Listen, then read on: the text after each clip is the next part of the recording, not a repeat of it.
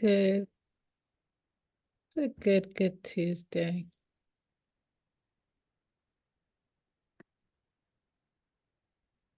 See how this goes.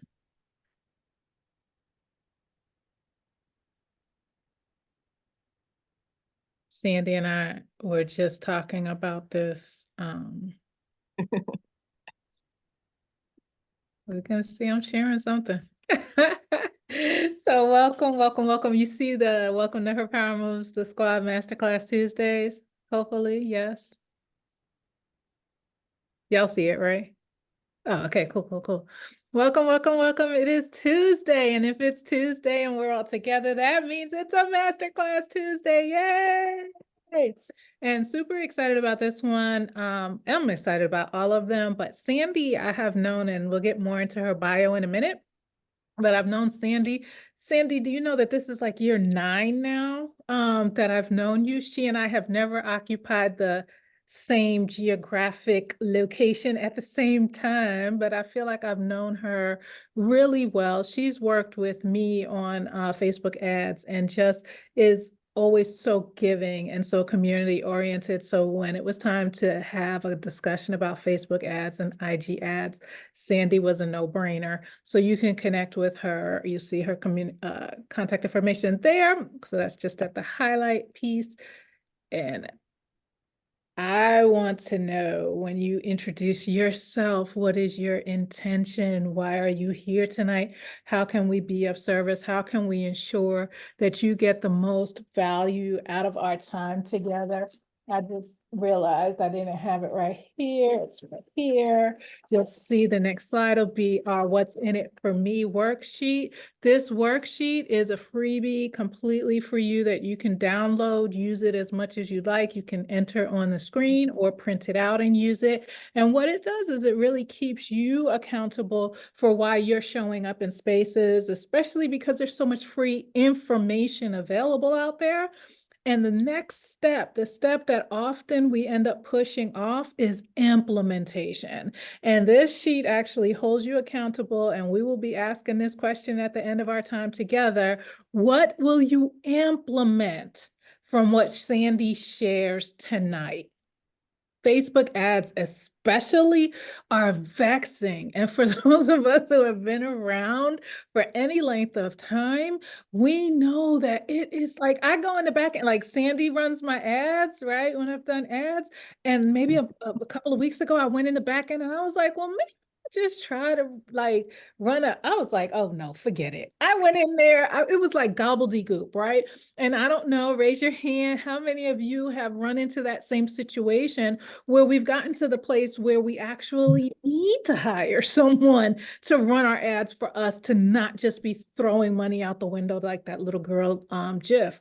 And so to have the ability to have Sandy here with us to go through that process, I really want you to be able to take away what she shares and implement it, because she knows that she's speaking to solopreneurs and knows that we are DIY in many cases.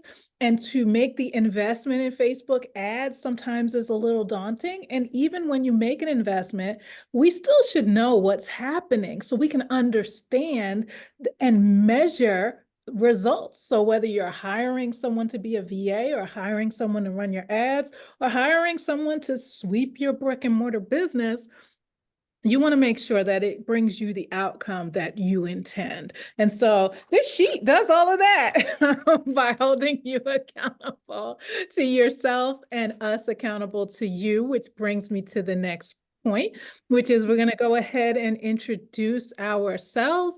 I'm going to start off with our amazing admin, Mandy. Hey, I also just put the link to that sheet in the chat for you. Thank you. So I'm Mandy. I am a strategic communicator and writing coach. And one of the projects that I'm working on is community management as support for the squad. And so the main reason that I'm here, because I have no intention to me doing my own Facebook or Instagram ads is to learn and to know enough to be able to send people to Sandy and be able to say something knowledgeable about it when I send people to you and help make connections both with squad members and, you know, bringing new people into the fold by learning that knowledge. So, Thank you, thanks. Mandy.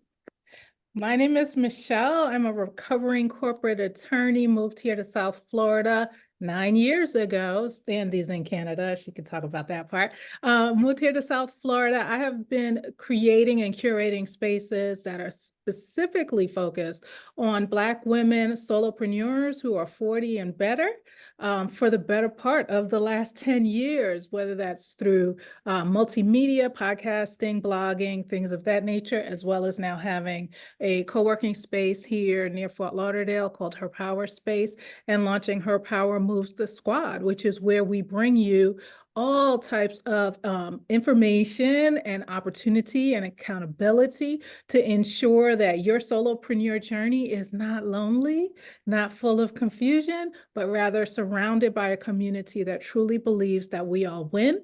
That is not just a hashtag, that is literally our lifestyle. And so what I would like to do is unpin myself.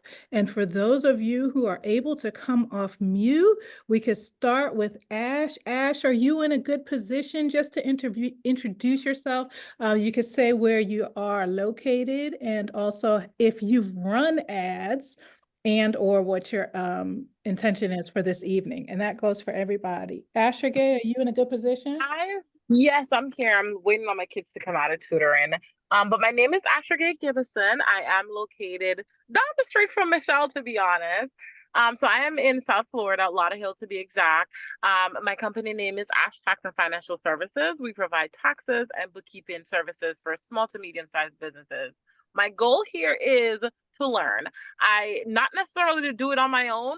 So actually just to kind of see how it works. I have no intention of doing it on my own. I've tried before and I wasted my money. I'm just gonna be honest. But my goal here is really just to learn to see how things are implemented.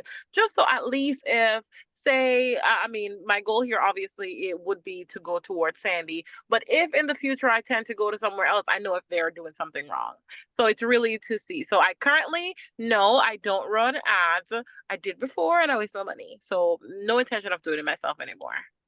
Thank you. Thank you for that honesty. I mean, look, how many of us have boosted a post? We're like, oh, it's just $5 a day. It's just $20 a week. It'll be this and that. And it's like, well, what was it? Again, the intention. It's like that Cardi B. What was the reason? Right? Because we know what we hope the outcome will be. But unfortunately, if we don't know what we're doing, it could be anything. Thank you so much for that, Asher. Sunday, are you in a good position to introduce yourself? Yes, I can. Yay. My name is Sandy. I'm in Broward Margate. And my intention tonight is to learn how to run ad because I'm in Facebook jail. I can't run no ad right now. I'm in You're in jail. Facebook jail? Yes, I can't. Uh, So I'm here to learn and I'm here to know how to do it on my own with my for my businesses like as a real estate agent and for my cleaning business. Thank you, thank you. And you know, Ash is in tax. Sandy is in real estate and has a commercial cleaning business. And I know that we've had people come in this space who are like, I'm in the financial industry or I'm in weight loss. And so there are all these little well, they're not little, right? If it's your business, there are all these additional complexities. And so I'm saying that as people are introducing themselves, because I know Sandy is there taking notes because it does kind of, there are tweaks. There are some overarching pieces, but then there are also tweaks related to our specific industry. So definitely please share your industry as you're introducing yourself. Is it Shalena?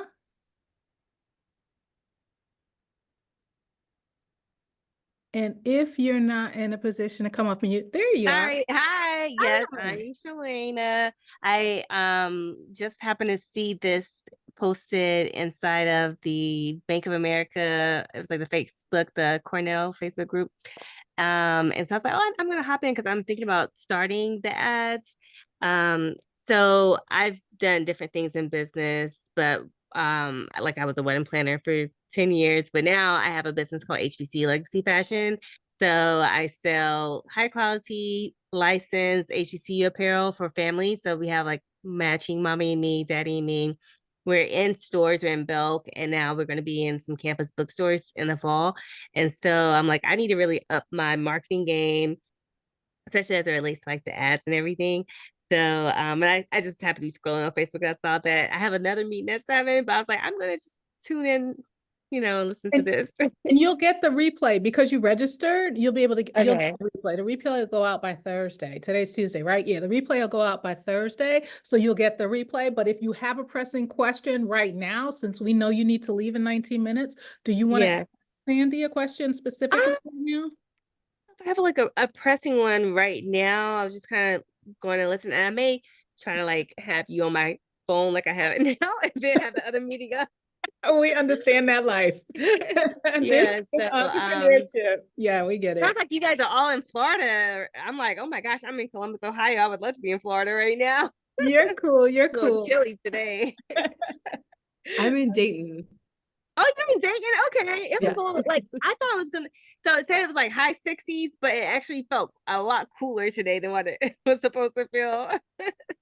Well, we are glad you are here and congratulations with the new opportunities. That's awesome. Thank Thank you. Dana. Hi, I'm actually using someone else's account. This is my name's Timberly. I'm a business credit specialist. I'm based in New York, and I have been in business a total of 19 years, and I've never had to market services. It's been word of mouth. It's been neighborhood folks because I opened my center where I grew up.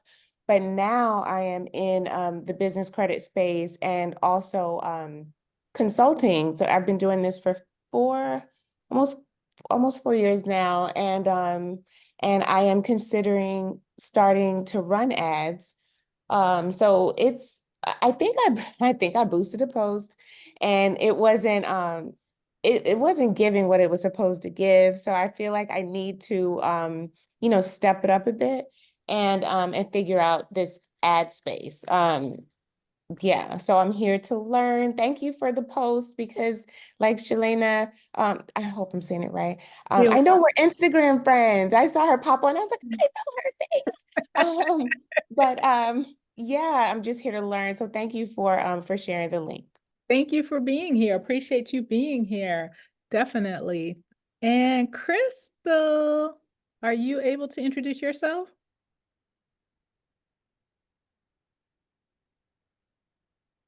If not, I'll go over to Michelle Garrett.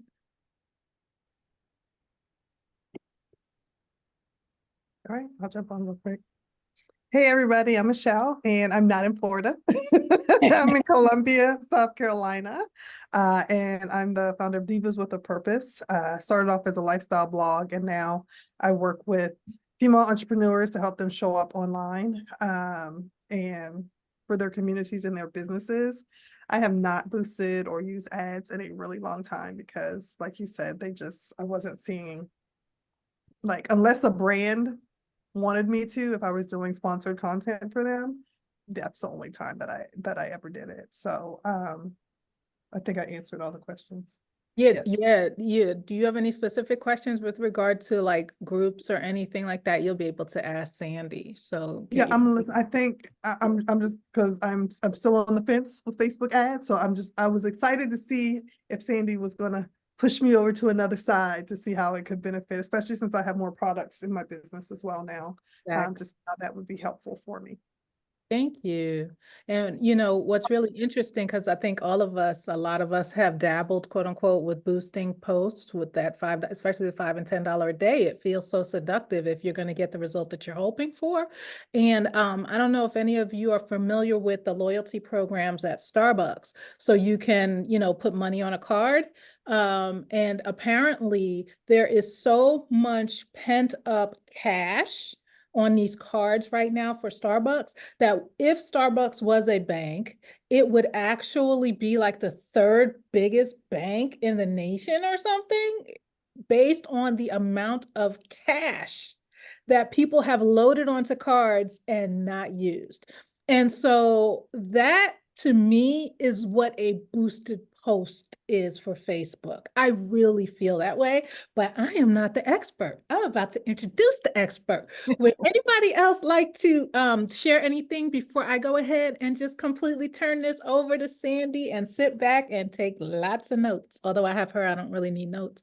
But anybody have any other questions for Sandy before I hand it completely over to her? Thank you all for being here. The replay will be available within the next 2 days. Sandy Sidhu, who is based in Canada. She's our Canuck. She's a seasoned ad specialist and has over a decade. So we met when she was like super new in Facebook. Over a decade of digital marketing experience, and has developed a reputation as a problem solver. She's definitely solved problems for me, able to deliver results-driven solutions that help businesses achieve their marketing goals. What sets Sandy apart, one of the things that sets Sandy apart from the crowd is her love for cutting edge technology and our holistic approach to marketing strategy. And I will speak for myself when I say that Sandy really understands what it is to be a solopreneur, entrepreneur, and to make sure that you understand the why behind what you're creating. So without further ado, I'm going to introduce Sandy Sidhu and let her take over. Thank you all for being here. Sandy, you have the floor. Thank you so much, Michelle, for that lovely introduction and for having me in your space today to share with your community. As you mentioned, we've known each other for like 9 years, which in the internet time, it's like, I think there was like Vine, Periscope, Blab, all those things. And I'm surprised we haven't met in person yet, but I will make a trip to Florida since it's like every Canadian's second home or home away from home. Snowbirds, whatever you want. I'm not a snowbird yet, but I pretend when I go on March break vacation.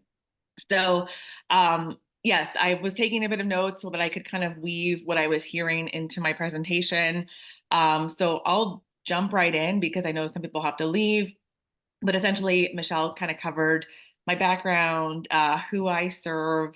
I really do work with a lot of small business owners, and kind of my whole thing has been to kind of simplify this and really allow and help small business owners to use the tools that are available to them, because I know how I initially, when I started my business, I was helping business owners with like social media and, figuring out how to use those platforms. But I still see a lot of business owners gravitate towards like, oh, I need to have a social media presence. Oh, I need to be posting on Instagram. And don't get me wrong, I think that has its place. But a thing that I hear constantly will be like, oh, Facebook ads, Instagram ads, they cost a lot of money.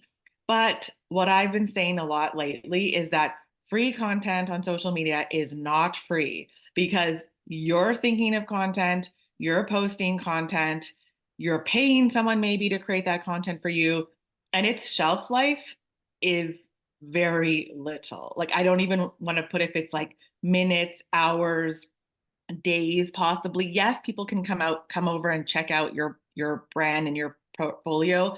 But the way I'm trying to position ads and kind of show people other options is that you can still go and create content, but let's be smart about it and let that content work for us. So maybe instead of posting 3-4 times a week, you instead post 2 times, to your stories, but you take that really focused content and put money behind it so that you're reaching people daily, who are seeing a video that you've made or a podcast that you've done, and give legs and life to that content versus it just ending up on the shelf, like most of the content that doesn't get a lot of visibility.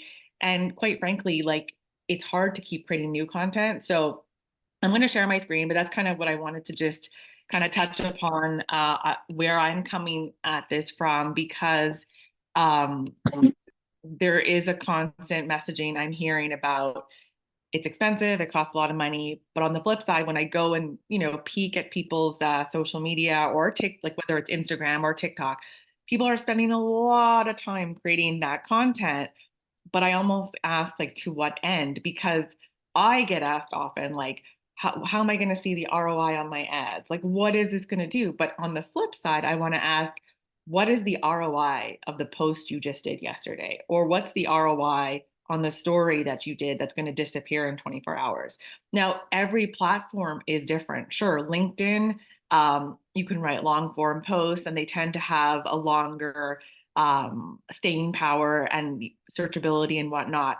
But if I look at the trend where a lot of people gravitate to, whether it's Instagram or TikTok, it doesn't have the same shelf life. So it's like you're constantly in this content creation hamster wheel. So today I kind of want to sort of shift the mindset a little bit as well, and then understanding where ads can fit into your marketing strategy. Now, they aren't the be all end all. Like, you might come across from this presentation and say, you know what, I'm glad I came, but I know there's other ways I can do it. But first, I just wanted to sort of lay the kind of landscape. This might be you. You might be overwhelmed with all the things you should be doing to market your business. You know you need to create a strategy that generates consistent leads and sales. And you thought about running ads, but you're not sure where to start. And I've heard many people say it now. They've boosted a post, and kind of like Michelle said, it's almost like, okay, here's my daily $5 dose, sign up to Starbucks and, the bank of Starbucks, right? And yeah, so I don't talk about boosting posts because maybe they have a place, but generally I tend to work with people in the ads manager where you're just kind of given sort of the full all the tools that you have access to, where boosted posts are a little bit limited. That's not to say that if you have one that you're getting a lot of engagement on, you can just quickly do it. But I tend to build a little bit of a bigger or more complete strategy when I'm working in ads. So at the end of this training, my goal is to kind of give you an idea of the different types of ads you can create, and hopefully give you an idea of an ad that you could probably set up with minimal effort. So I'll skip through the introduction because we already covered that.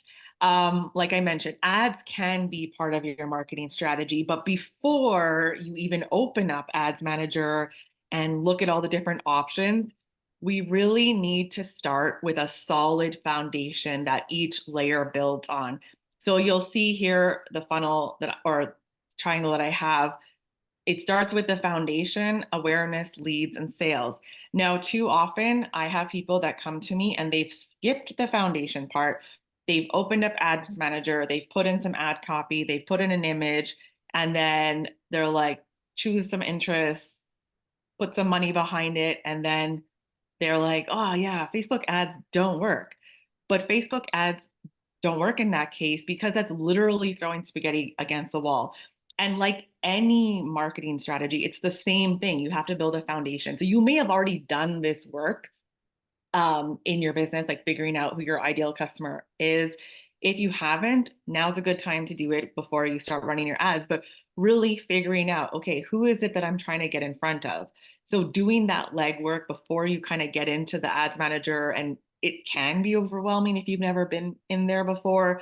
There's different campaign objectives, there's different ad types that you can create, there's different targeting. But if you really step back and think, okay, what is the foundation? Who am I trying to target? Who am I trying to reach with this ad before going into Ads Manager, getting clear on that, and then kind of creating a plan for each phase in their journey. Because again, I'll have people who quickly will be like, you know what?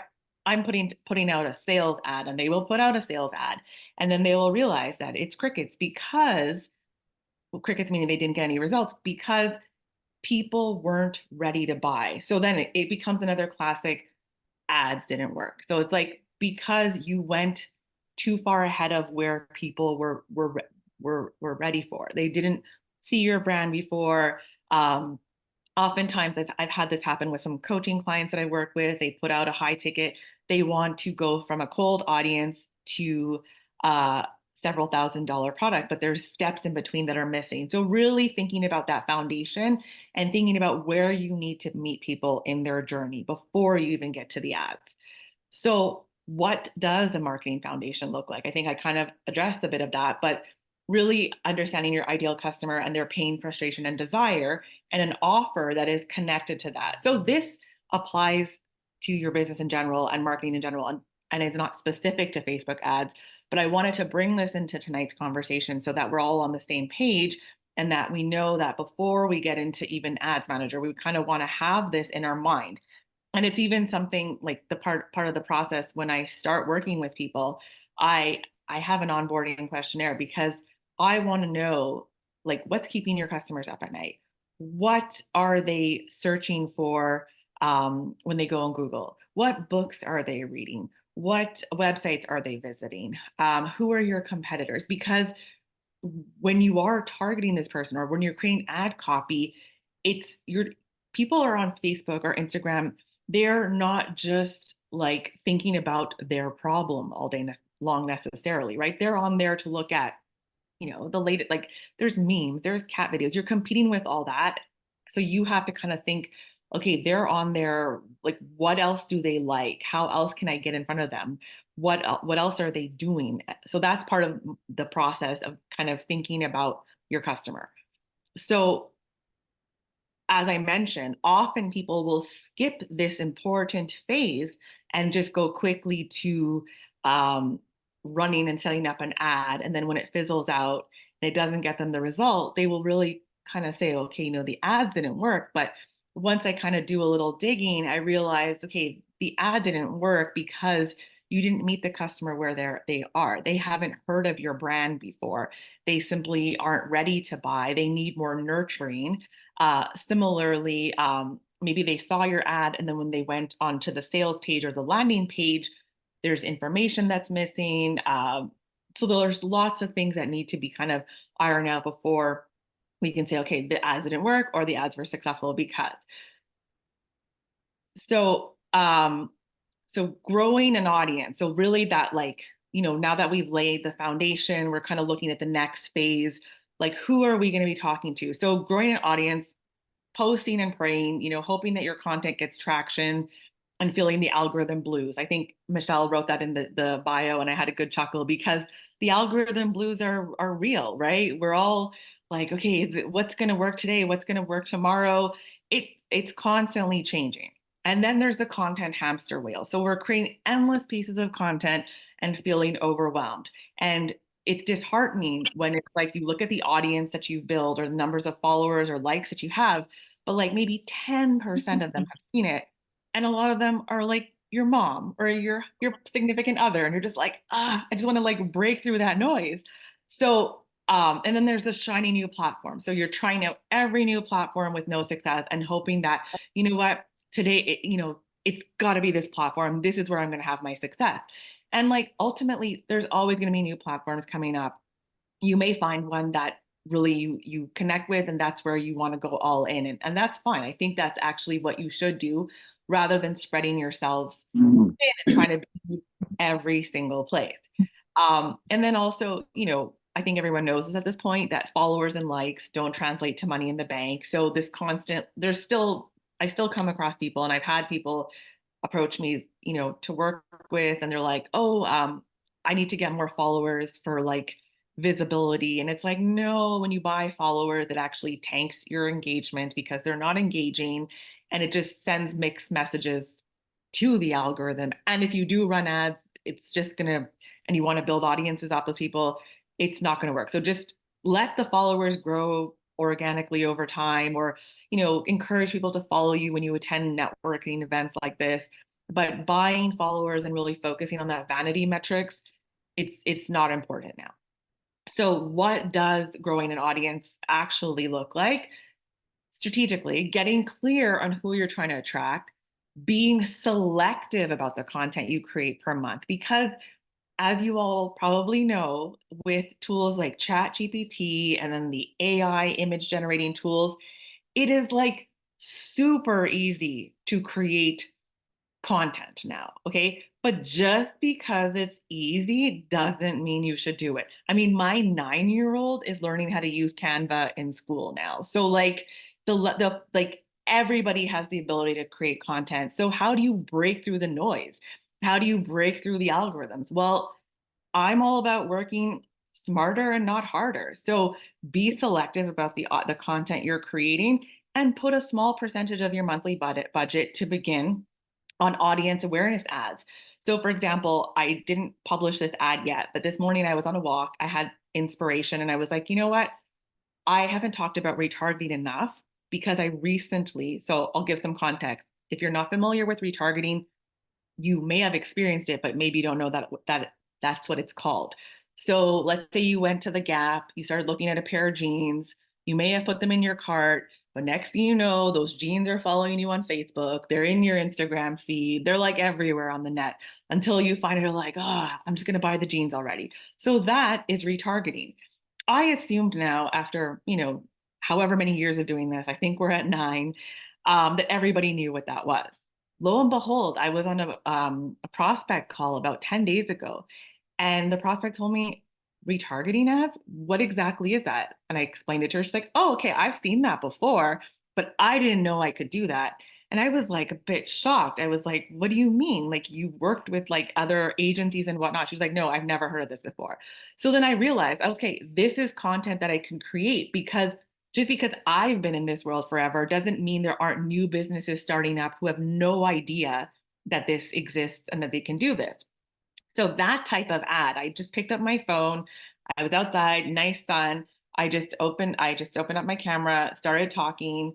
And this type of ad would be like a kind of awareness ad. I'm not even having a specific call to action. It's just sharing information where I was like, did you know you can create a retargeting ad and target people who visited your website or people who've engaged with your Instagram or watched your reels or on your email list. So it was just a very short, under a minute. So that's something I will post it on my Instagram, but I'm not just going to leave it on my Instagram and kind of let it fizzle out. I'm going to let that content work for me, put put visibility on my business, put people out there, and then over time, because of Facebook tools, I can then target the people who've watched 50% or 95%. If someone's watched 95% of that video, chances are they're going to be a good contender for my next, like my offer, maybe I have a retargeting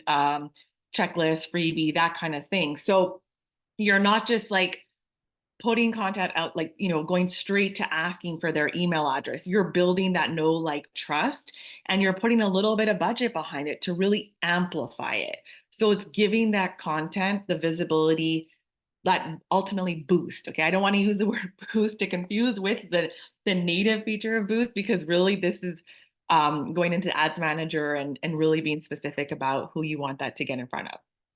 So then again, the strategic audience growth is getting new prospects to see your content daily with these ads, and consequently cutting back on time on social media because your content is working for you. You're not constantly having to create new content. I mean, you could still post in stories and still post to your feed, but it's not going to be this huge pressure of like, okay, what is it that I'm going to create today? What do I have to post? Whereas you can have like your kind of cornerstone content where okay, these are the types of questions that my ideal client is struggling with. This is how I can present this information in a tangible way and kind of bring them into my world. So what this could look like, and I kind of gave some examples, is choosing from existing content. So I know, some people have podcasts, some people have blog content, some people do reels. So this is the type of existing content that you might have that you want to get more visibility on. Maybe you have a guest on your podcast that you want to give more visibility on, or a podcast episode that did really well that you want to get. Again, I find a lot of times we spend so much time creating content, but we don't spend the same amount of effort marketing. And I think that's where a lot of us drop the ball, because you feel like the effort was the content creation, when reality that should be put towards the marketing. But oftentimes we're kind of burnt out by that content creation that we don't actually give it the time of marketing it. So then once you choose those select pieces of content, you run ads to this content daily, so you're consistently bringing new people into your world. And I know I've said this a few times, and I might get people go, well, this might get expensive, running these types of ads. So the thing is, when you run video views ads, so the type of campaign that I'm going to show after, this audience building campaign, they're not the same as like a lead generation or a sales campaign where you're specifically asking Facebook to go out there and look for people who are going to put their email address in, who are likely to take that action. Video views cost in the cents. So you could easily go and put like $3, like the $5 that you were comfortable with for boosting, you could put that towards your content, towards your audience awareness ads. And again, you don't have to run it consistently every day. You might want to just run it for a while, see how that's going, but get in that habit of creating this content and amplifying it, and not just hoping for, maybe it'll go viral. Like, take ownership of that and let your content get spread out there. So once you have that solid foundation, so you've done the work of like really figuring out who it is that you want to get in front of, you've started building this audience, the next step is generating leads. Now, surely, yes, I've had clients who've come straight to me where they said, I want to promote my masterclass, and we haven't necessarily done this audience building piece because maybe there isn't enough lead up to it. You can still do that. The only caveat is your leads tend to cost a little bit more, and you're missing out on the opportunity to further develop that know, like, trust. Because I'm assuming if you're doing something like a masterclass, generally it's leading into something that's like high ticket. So you're kind of putting all your eggs in that masterclass basket that, you have to win them over in that 45 minutes and then get them to, purchase the course or the high ticket offer. However, if you kind of step back and start this kind of audience building, they're going to start seeing you all over the place and going, oh, wait, I saw Michelle in my Instagram feed. Oh, I saw her in my Instagram stories. Like, you become the Gap jeans in your world of people that you're trying to get in front of. So it's like, you're not going to blast your ad to the whole universe, but really, now that you know from your previous step, yeah, I'm getting a lot of these people who have viewed this content and are interested. So they're likely going to want to go to the next step. So you can really be kind of omnipresent or everywhere in the mind of the people that you're kind of that you want to get in front of. But it's not like you're everywhere in the sense that you're like spending a whole lot of money to like reach everyone, but it's like really going deep in that audience. So once you've done, like I mentioned, the audience building, you want to choose the strategic sort of lead generation is choosing a lead generation strategy that is right for your audience. So I know some of you mentioned you're in financial services. I heard something else about, I made a note here, helping divas on purpose. So maybe in your case, if there is a lead generation strategy that if it's helping them with their online business or online presence, maybe there's like a checklist or some kind of thing that naturally lends itself to the next phase that you offer. So then when it comes to, once you've established what that is, or maybe you already have it, you could then run paid ads to retarget the previous warm people, as well as then add in their, people who are kind of still new. So you can kind of mix that in.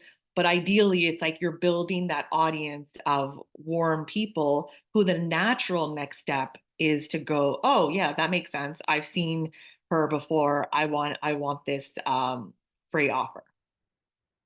Does that make sense to everyone so far? I guess some of you aren't on camera, but yeah, I'll check the chat after. So in terms of those different ideas, that could be a masterclass, a PDF, a template, a checklist, a quiz, a workshop. For more service-based businesses, I've seen kind of like discount offers or claim a rebate type thing. So then you're still getting their email address, but it really kind of depends, but I just want to give some ideas. And then because you've done that work of really figuring out what the foundation is, the chances of your traffic actually converting are higher because you're now going to put this in front of people who've already been consuming your content.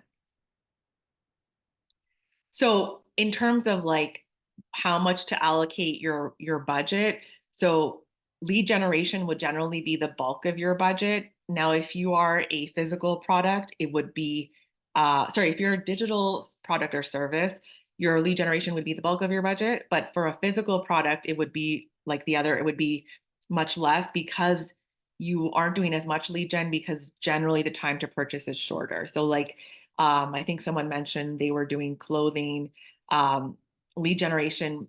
I mean, I've done lead generation for e-commerce business, but it's generally to build up anticipation for a sale. So it's like sign up, get the early bird discount, that type of thing. But it's not the same type of lead generation that someone would do for a masterclass because it's a little bit more of an impulse buy for someone who sees like for example, the Gap example, like they're nurturing us in a different way, but it's not like they're straight up always asking for like an email address. So now that we have all the previous layers in place, we talked about, the foundation, the audience awareness, lead generation. So now we get to the top, which is sales. So generating the strategic sales means, having a consistent follow-up strategy to convert leads when they are ready to buy. So now it would be a matter of like, okay, they've watched a video, they've opted into my lead magnet.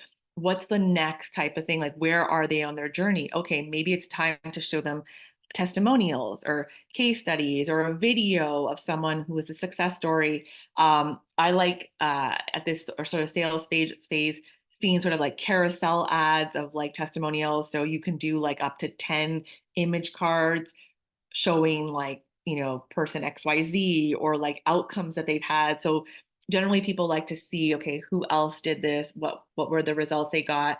So even at this phase, you could also do like retargeting ads where it's like, oh, hey, you checked out this, but you didn't finish your purchase, or claim your discount. So all these things that really get to take the person kind of like from just perusing to actually pulling out their card and making that transaction.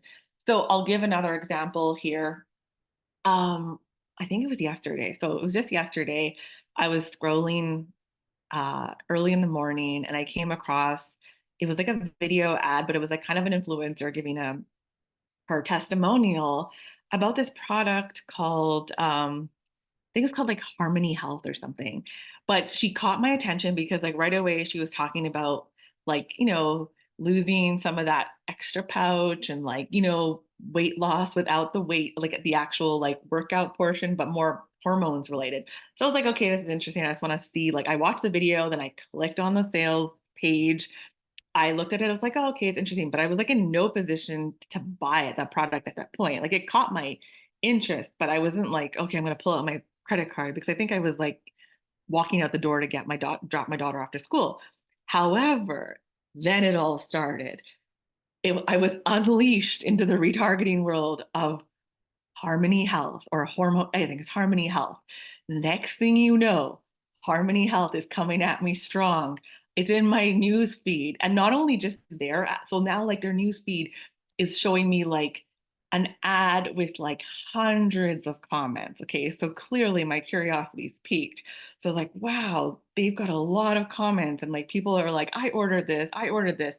Then I'm getting ads on top of it from like other influencers. All I know is since yesterday to today, I've been getting hit hard by Harmony Health. I have not bought the product yet. However, had I just looked at their ad and gone to the sales page and then nothing, would I be here talking about it to all of you? And chances are like, you guys are going to hear this. You're probably going to go look at their webpage as well. So the point being is like, we all are busy, we're distracted, we're doing multiple things. You're on your phone, the doorbell rings. So you don't actually finish what you're doing. And sometimes you're like, oh man, I can't even remember what that product was, but I really wanted it. So retargeting like really completes the like full circle because you get back in front of the person and with a different angle.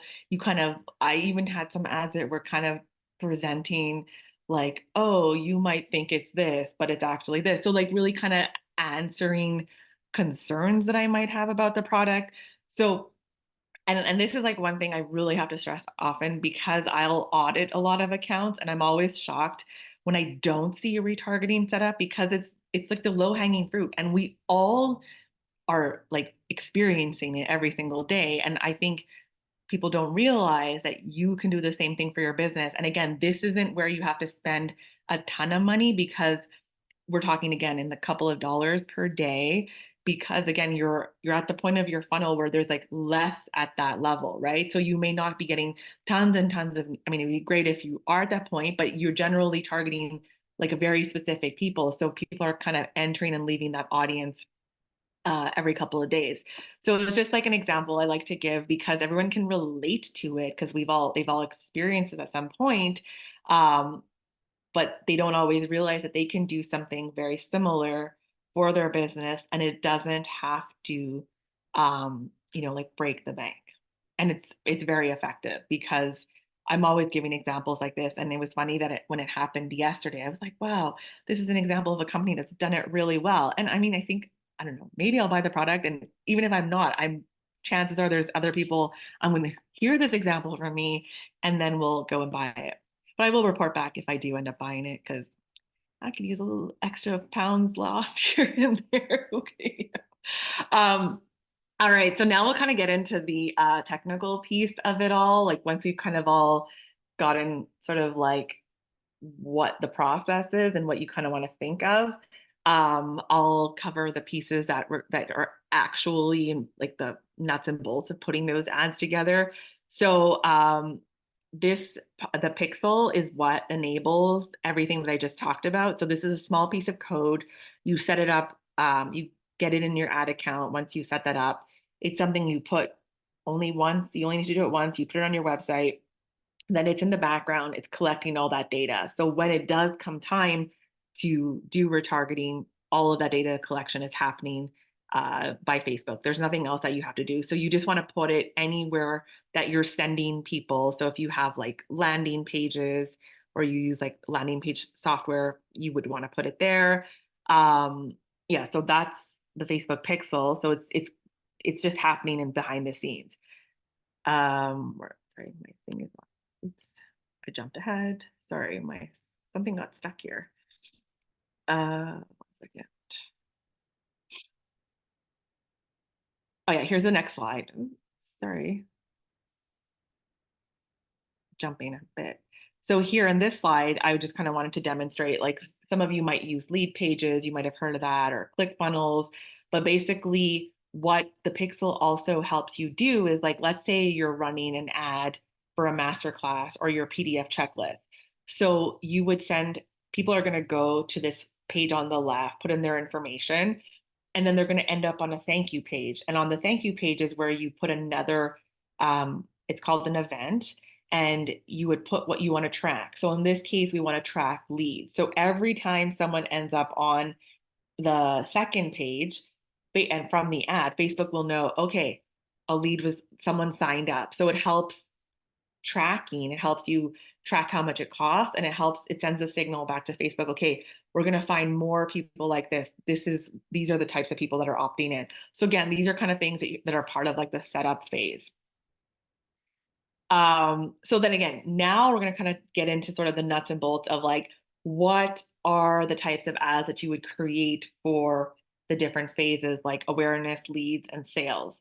So like I mentioned, depending on where they're in your journey, you can just think of all the content you've created. So whether that's testimonials, case studies, the examples I gave about awareness video ads. So where, you just get on your camera, you share something, but it's not necessarily going right for the sale or going for an opt-in. It's just educational.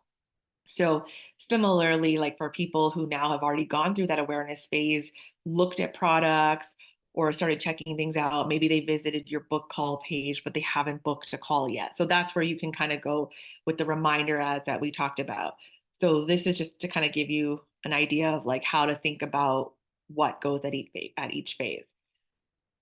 So here I have an example of another type of like if someone does more of a physical, like a personal trainer, you could do sort of a demonstration type ad. So this one where the person's just kind of showing a move, you could then choose.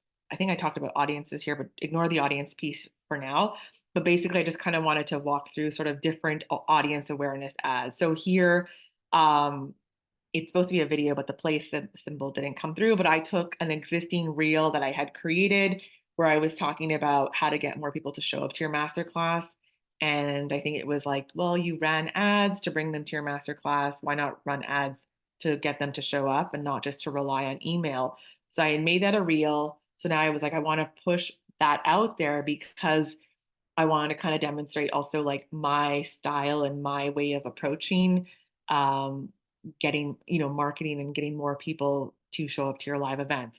So again, I'm not creating new content. I'm creating things that I've already created to further deepen that know, like, trust. So you could run this, like I mentioned at the top. So it's visibility to warm audiences, and then you could also do it to cold audiences as well. So here, this type of ad would be more of the lead generation type ad. So you'll see it specifically, in this case, it was talking about an online retreat. This is going to have a call to action of sign up, and then it's going to go to a landing page. You could also, Facebook has the option. So you'll see this ad on the left where it says form on Facebook. So say you're not completely ready to build out a full funnel. Facebook also has the option to create they're called lead form ads. So everything stays on Facebook. So basically they would see your ad, they would see this, like this case, it was an opt-in, and it keeps the whole experience on Facebook. You do get the emails and you can even connect Zapier and everything to it. But what I like about these ads is that it lets you test out your offer, what you've created, without having to go to that full funnel, like creating a thank you page, creating the actual landing page. Like sometimes this can get in the way of us actually marketing. Like too often I've seen people just go through this whole process, build the email, build the PDF checklist, build the landing page, build the thank you page, build the 5-part email follow-up sequence. And I'm like, how's it going? Did you promote it? Did 100 people sign up? And it's like crickets. I'm like, you didn't market it yet. You didn't run an ad. So a lot of times I'll say, just start in pieces. You can use the lead forms and you can still do a follow-up sequence because you get a CSV file, you can import them into your CRM, or you can use Zapier if you want to get a little bit more fancy, which will zap everyone into your CRM. But the whole point is you're removing that barrier from marketing. You're not going to be like, oh, I don't have my landing page yet. I can't market my freebie. So this takes that away. And also, I should add, every piece of your marketing puzzle, so whether it's the ad, then the landing page, there's always going to be added friction. So yes, they'll click on the ad did the job, but then you go to the landing page and people change their mind. And I've even seen, like one of my clients had a landing page. It had the name, it had the email, it had asking phone number and job. And I was like, this is a cold audience. They don't know you. They're coming out from the cold, and now it's like going on a first date and saying like, hey, are you proposing to me just yet? Like you have to kind of meet them where they're at.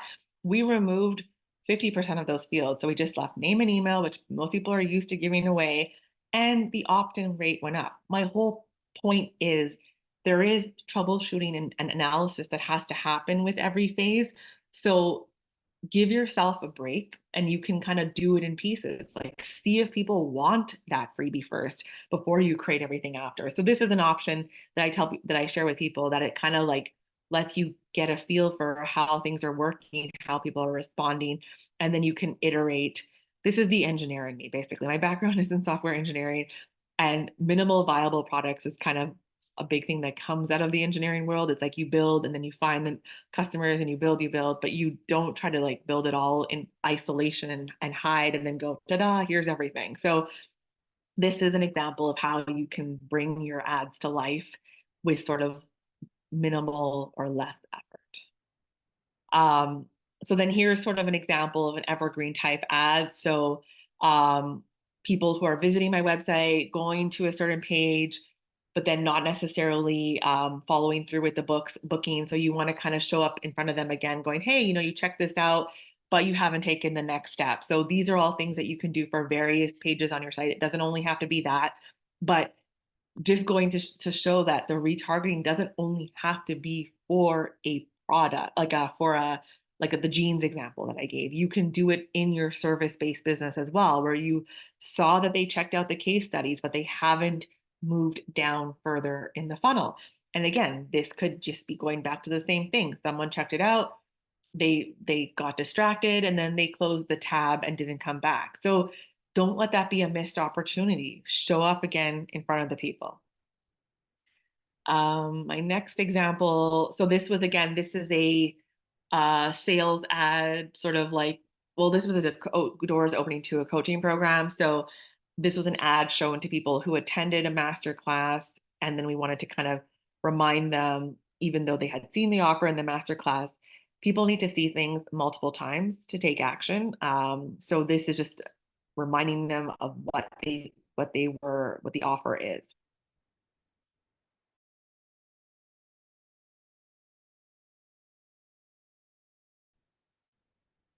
Product based on the left, so you can do a carousel. So I wanted to show that commerce, but you can showcase podcast episodes and get more eyes on your content that way.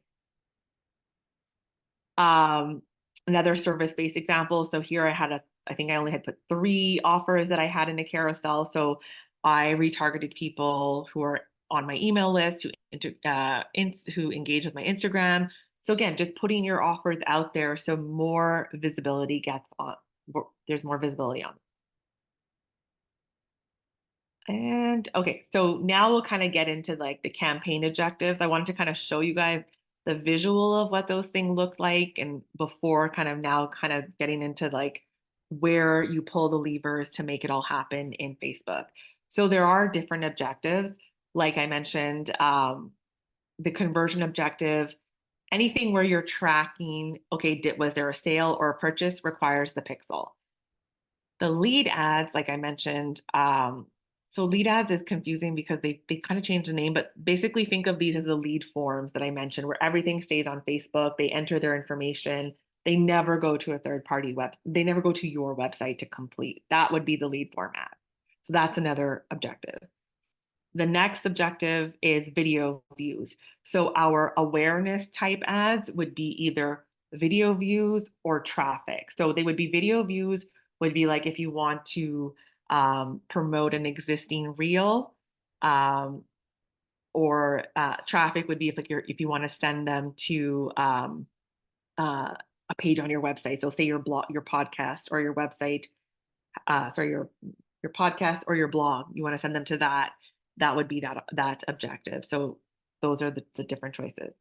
So here now I kind of want to talk a little bit about the audience setup tool. So basically different audiences that you can create. So if you have an already existing customer or email list, you can upload that to Facebook and say, now go find me a lookalike audience. So people who look like that existing source audience, you want to target them. Interest-based audience. So these are like targeting options within Facebook. So I would just suggest you go in there and you kind of play around with it. Like, remember how I mentioned in my onboarding, I ask you, what are some of the books they read? What are some of the associations they're part of? What are some of the magazines? So here's where you can kind of go do anything related to interest. And then we have custom website audience. So this is where you would put, this is where the retargeting comes into, like being able to target your website traffic, or if you want to target people who have engaged with your Instagram or your Facebook profile. So this would all be in that audience targeting area. And then, okay, so here is where I want to kind of show you a campaign that I think you could set up after watching. It doesn't have to be today, but something that I think that you could set up if you're already creating content and you're already active on, let's say, Instagram. So you would go into Ads Manager. You can choose I said video views before, but it's actually now renamed to engagement, and video views falls under that. So you would choose an engagement campaign and you would click on continue. You might be presented with this screen. It's a little bit different for everyone sometimes, but I always go with the bottom one where it says manual conversions campaign. Click on continue.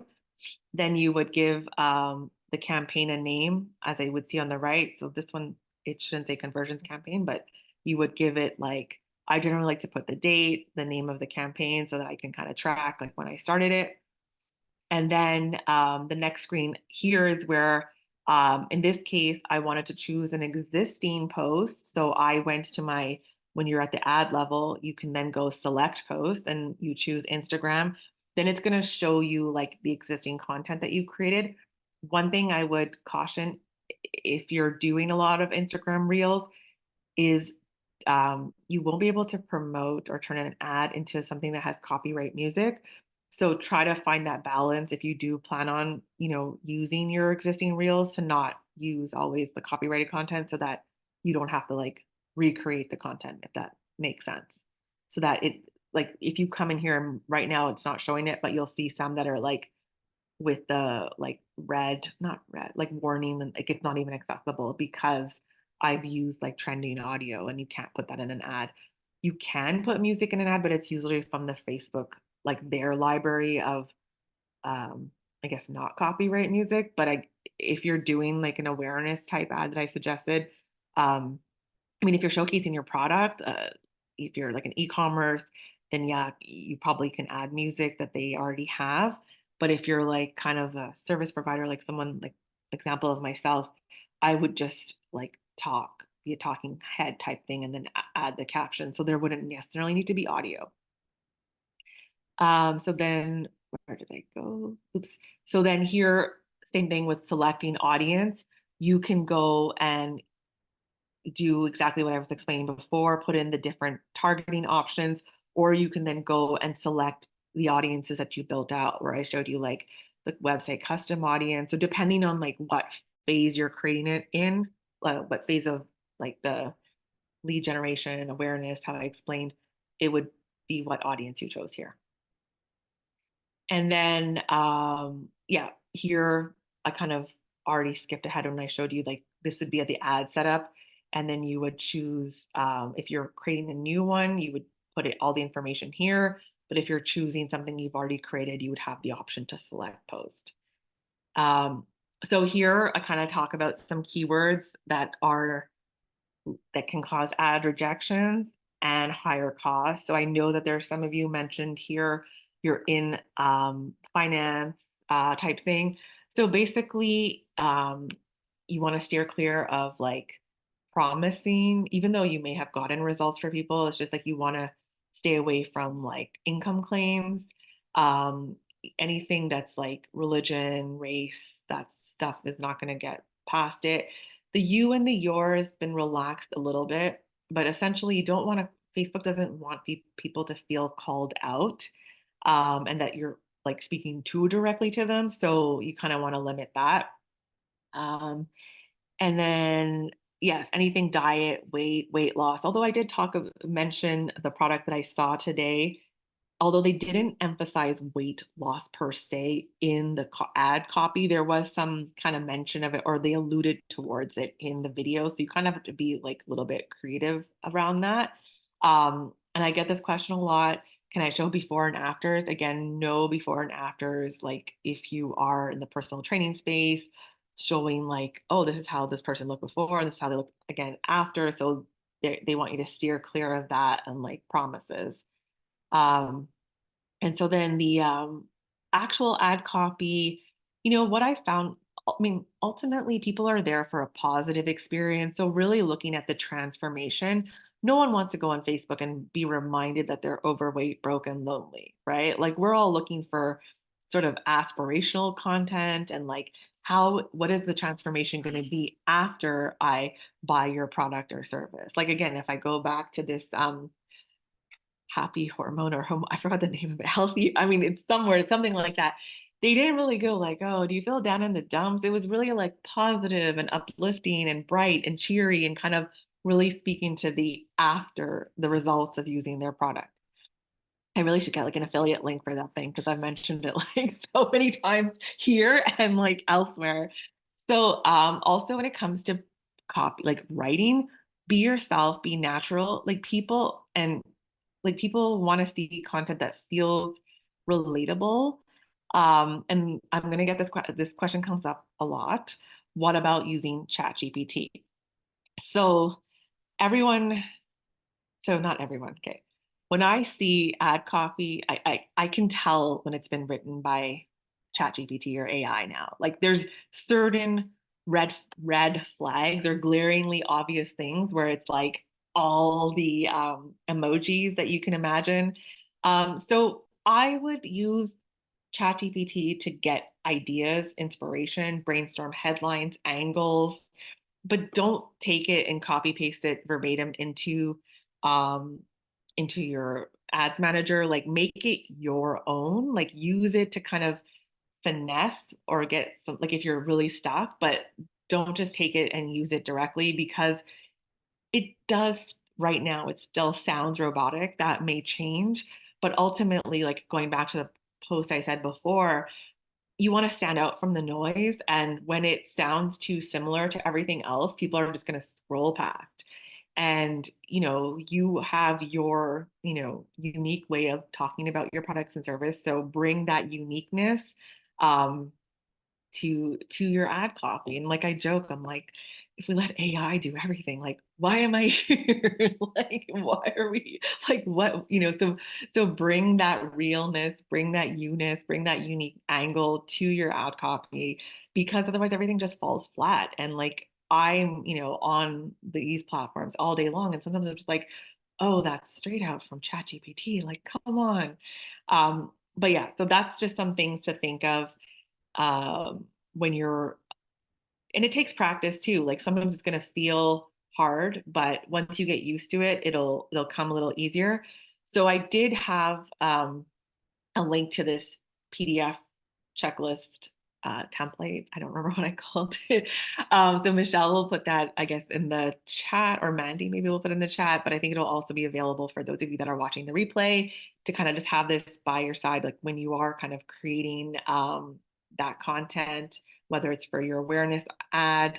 The awareness ad, you're really just focusing on building a connection and sharing. It's less about like opt in or buy now or call, but this can kind of just overall kind of guide you when you are creating that. So you have that resource available to you. And I think last slide, I talked a little bit, oops, sorry, that went a little ahead. Really like evaluating results. So it's going to come down to what type of campaign you're running, but just to kind of give you some of the verbiage that you'll get, you'll see when you're in the ads manager, whether if you're running a lead generation campaign, you're looking at leads. And then your cost per lead is going to be the budget you spent divided by the number of leads. Now, the classic question I get is, what's a good number? So it's really going to depend because everyone's business is different. And if you've never run ads, and it depends on the competition. If you're a local business, like how many people are trying to reach the people around you. And it's also like, what is a lead worth to you, right? Like, let's say you spent $3 to get someone's email address, but on the back end, you refine your process and you know that they're going to book a call and buy an $1,000 offer. You're going to be willing to spend that $3 all day, like $3 per email all day, every day, all day long. But if you don't know yet, like what is it going to cost, you kind of have to sort of test and see. But I'll tell you something, if you start this and you're getting emails for $10, I would say no, stop that, refine, see where, maybe there's something off in your targeting.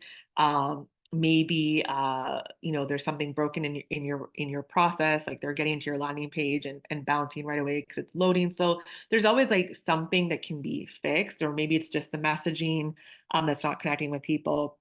The ad campaign that I mentioned about, one that I think would be a good starting point, again, audience building. So that's an engagement campaign. So that's the one where I could say you can comfortably, not have to, like, you could start that at a low daily budget, like something like $2-3, because you're not looking for leads or sales at that point. We're looking at video views, which don't cost in the dollars. They cost like, it can be like 20 cents a video view, depending on how far they watch.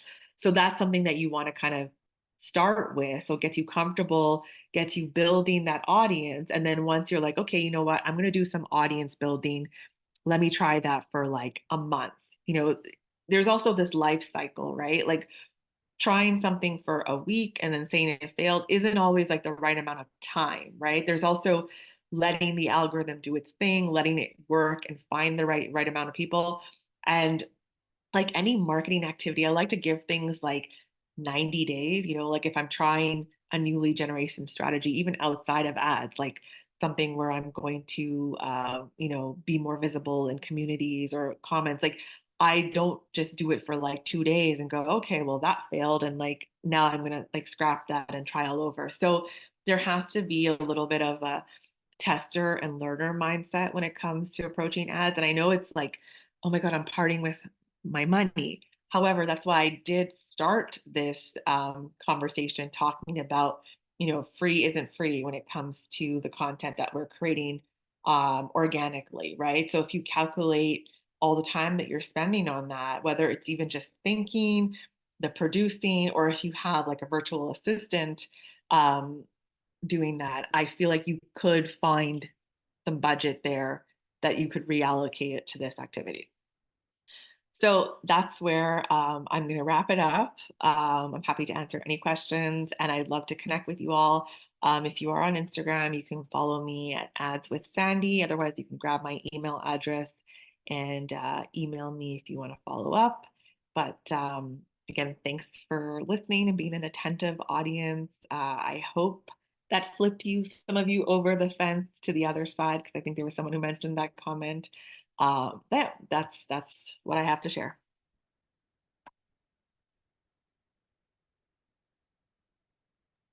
Thank you, Sandy. I see already Timberly is saying thank you.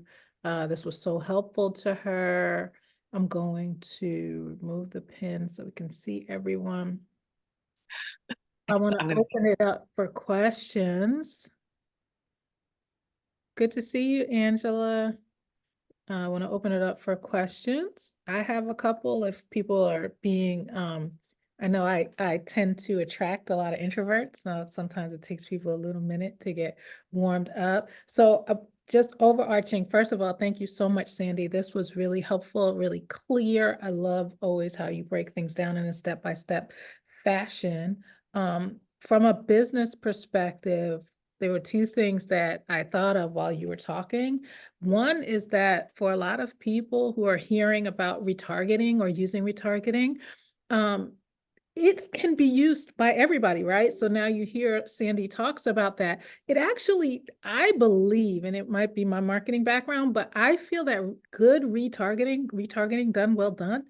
done well, really legitimizes your business as well, because it looks like you have systems in place related to your marketing. And so when I see that healthy hormone, whatever you just said, now I'll think, okay, this business has it together. This business understands how to market. And sometimes as a solopreneur, you really want to present as having it together, as being able to show up as this legitimized business. So really think through about that retargeting piece, because I do believe that it can really set you apart in the marketing arena. And then another thing, the ManyChat and chat bots. So I just want to touch on that, because ManyChat, like we got on ManyChat like what, 3, 4, 5 years ago, right? When they were only in Messenger. But chat bots have, especially ManyChat has now incorporated Instagram. And I even saw one of your ads.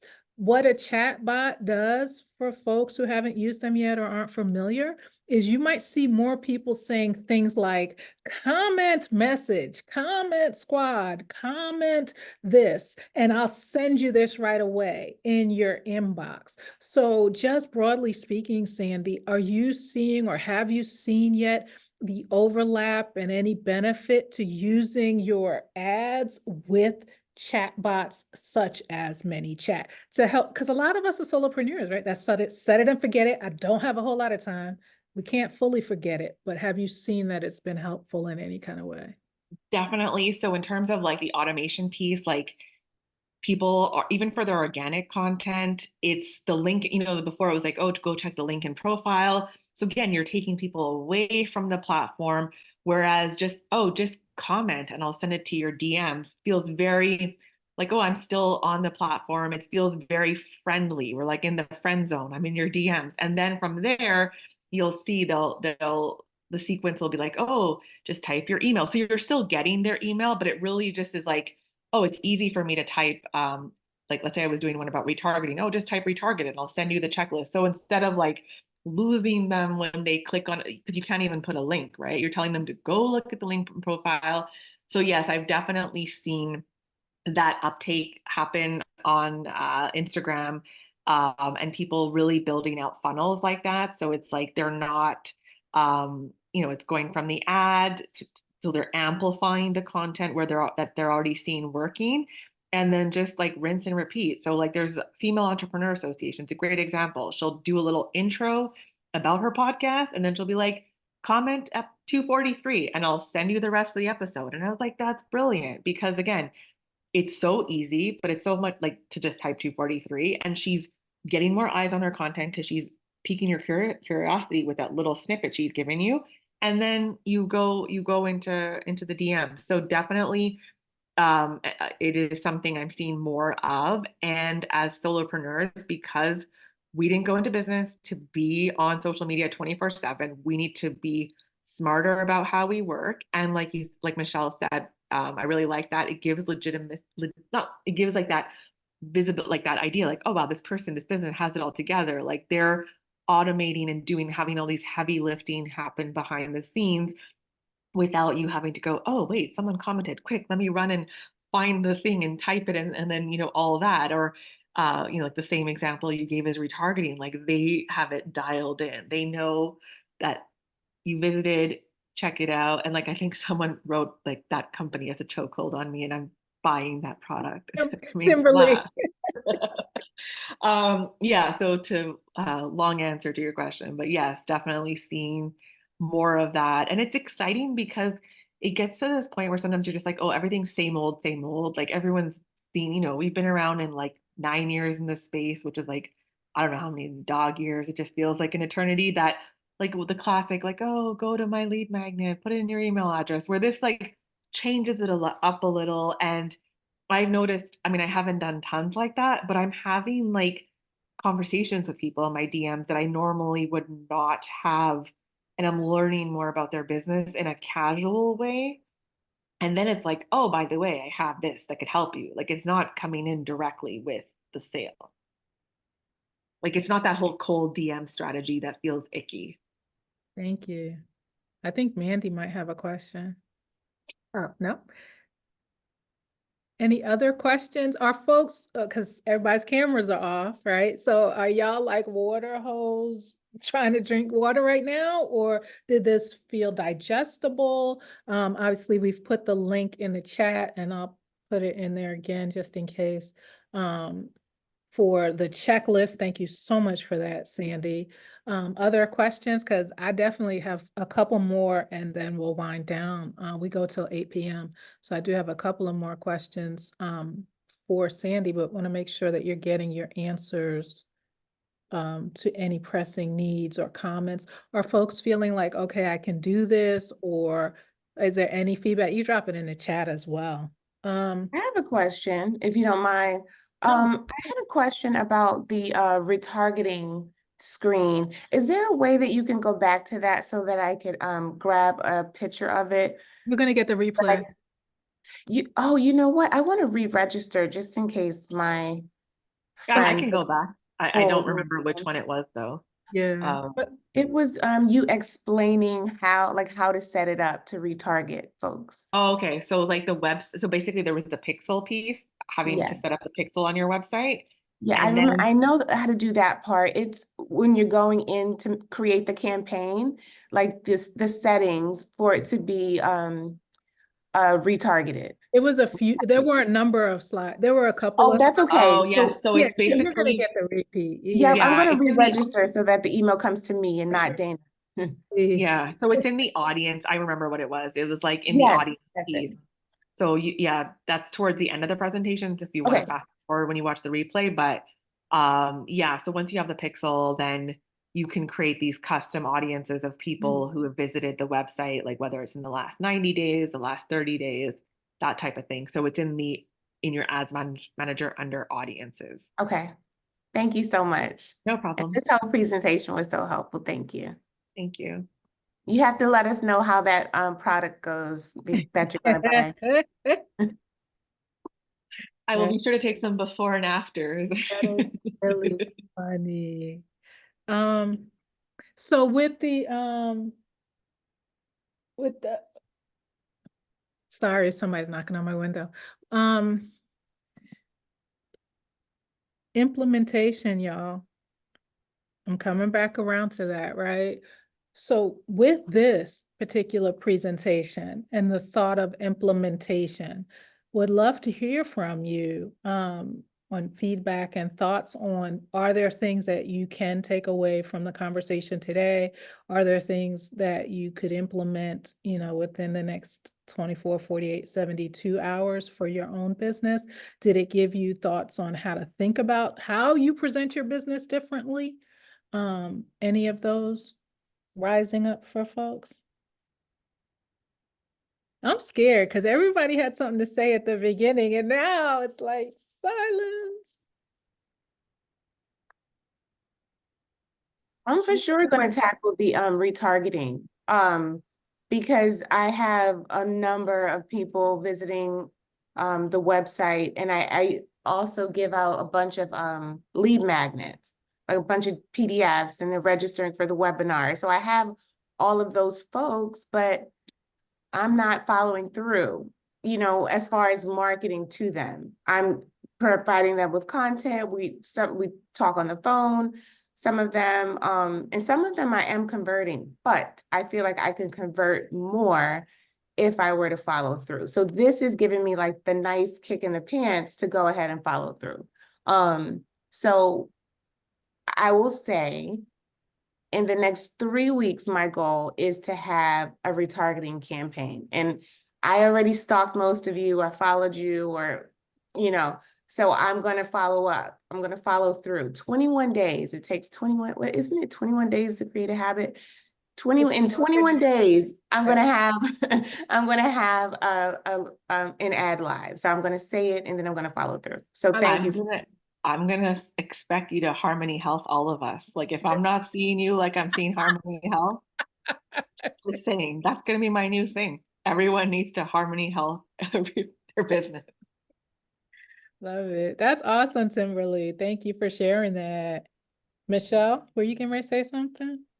No, I was just gonna say, the retargeting section, I'm definitely gonna be rewatching it on the replay in like slow-mo as I go through and do it, because I've got a whole Shopify store that has it set up and I just don't use it.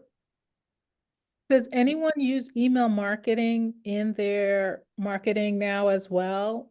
Or to the extent that you're using Facebook or Instagram ads, tying it to then once you get the opt-in and the email and having sequences and things like that follow? Because they got, like Michelle knows, that's my baby, right? So this always goes so well together, and pulling them in and then keeping them and then continuing, like Timberly says, I have all this content, but then to really be able to nurture them to the actual sale off platform, right? Once you own the email address as well.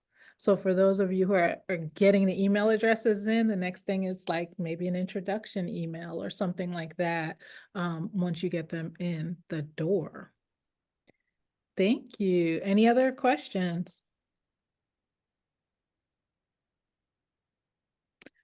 I'll wrap it up by saying one of the things that I love with what Sandy started us off with on her walk about how organic she was able to create this video that says, hey, did you know about retargeting? I think there's a big takeaway for all of our businesses that oftentimes we do believe people know this already, or I already have. The best example I can give is that I was on, I don't know, I was on a meeting or something last week, and somebody quoted, and they were like, "Oh yeah, it's a quote Taylor Swift," and I was like, "I have no idea what the hell they're talking about." Taylor Swift has a bajillion dollars, bajillion fans. The only song I know is Shake It Off, right? So everyone doesn't have to be your customer, but also everyone doesn't know what you think they may know. So I know retargeting. I do not know Taylor Swift music. And that does not stop that woman from being very, very wealthy. So please take away that people don't know what you know, and that you can share what you know with them, and move away from being comfortable with what you know and thinking everyone else knows it already too. To follow up on the Taylor Swift comment, which I can't say I know a lot about her, but I do hear her music. You all need to get into your retargeting era. That's all. Because I know she has these eras. Well, I like that, setting that goal, but yeah, it just gave me a thought to email my list about their retargeting era. Yeah, no, I love that. I love that. I would say Renaissance, but I'm gonna go ahead and leave that alone. Y'all know. If you know, you know. Michelle knows, Beyonce. So with that all said, Sandy, thank you so much for your time. For everyone who is here, you will get the replay. You'll have access to the replay until Sunday, unless you're a member of the squad, and then you have lifetime access. Yeah, Michelle, you're good. Then you have lifetime access to it. And so I want to thank you all for being here. I look forward to seeing you on another event. Our next one is May 3rd it's on May 7th, sorry, Tuesday, May 7th. That's going to be a whole robust banking conversation. And there's a lot happening right now with solopreneurship and banking and finances. And they just did away with the non-competes.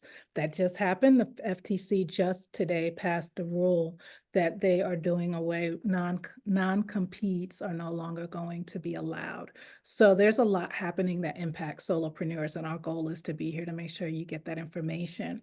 So thank you all for being here. Timberly, definitely register again, or else Dana's going to get the replay. And I will see you all again next time. Thank you so much. Bye. Thank you, everyone. Bye.